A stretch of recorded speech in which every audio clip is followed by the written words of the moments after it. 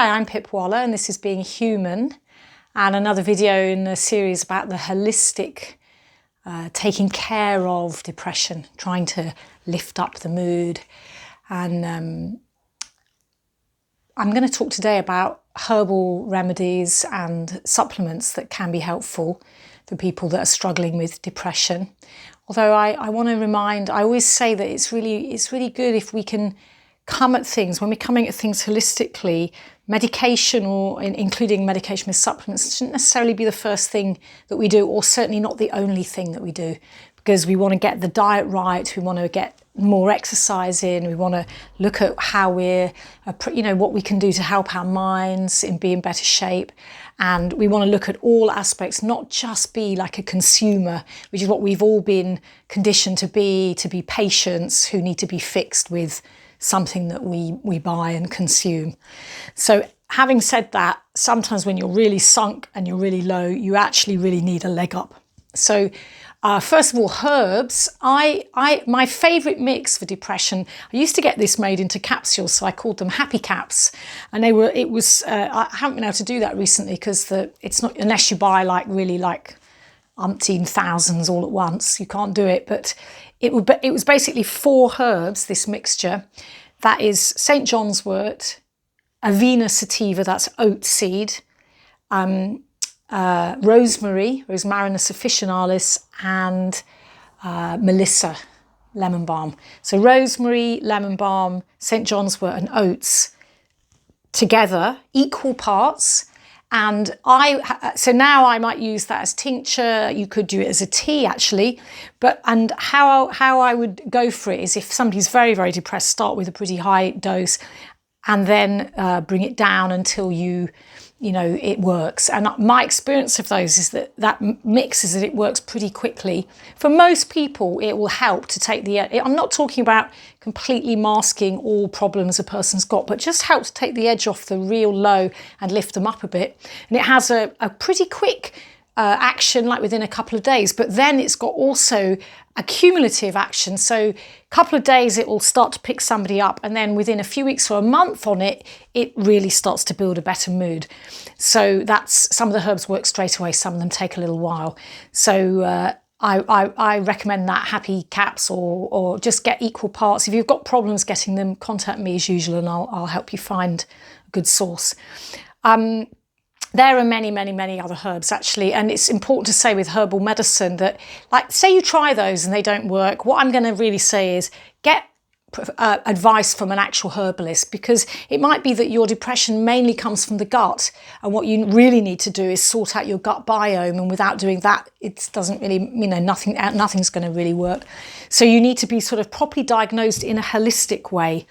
So I'm just going to leave it at that for those herbs, but then let's talk about supplements. So having mentioned the gut biome, there's other videos on this channel about how important it is to garden your gut. What does it actually mean? And that's something that's really many, many, many people, one of the key symptoms of having a dysbiosis or a not healthy flora in the gut. One of the key symptoms for many people is low mood, depression, or anxiety and related things. So you might need probiotics, and that depends on how old you are. If you're young, you want acidophilus plus. If you're older, you might need phosphidophilus, and there's some various other ones too, but sort out your gut biome.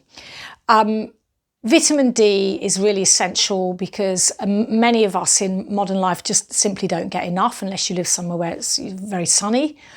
We just simply don't get enough, and low vitamin D really is a problem for the brain, not just implicated in low mood and depression, but a long-term vitamin D deficiency is almost certainly one of the things that's implicated in Alzheimer's and dementia, and the increasing elders not being in good shape mentally.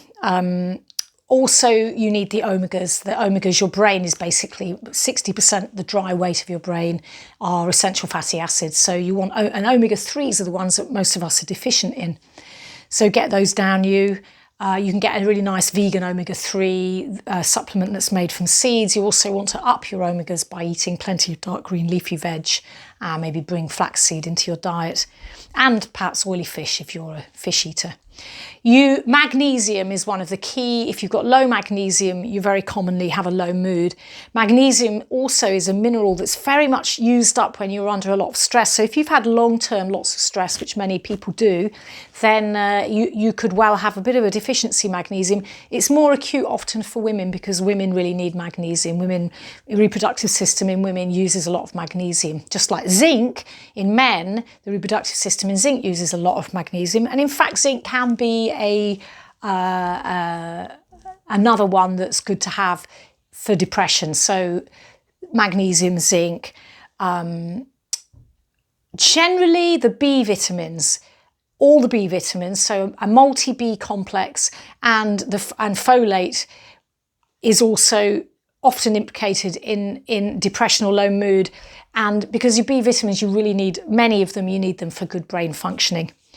Let me think. Oh, well, actually, another really common mineral deficiency, very, very common, is iron deficiency. And a symptom of low iron can be depression, low mood. So it's a thing to sort out. I think I've said at the introduction to this whole series about depression that amino acids are really important. It's really important to get enough protein. And there's an amino acid called tyrosine that sometimes people take individually, and that has a beneficial effect.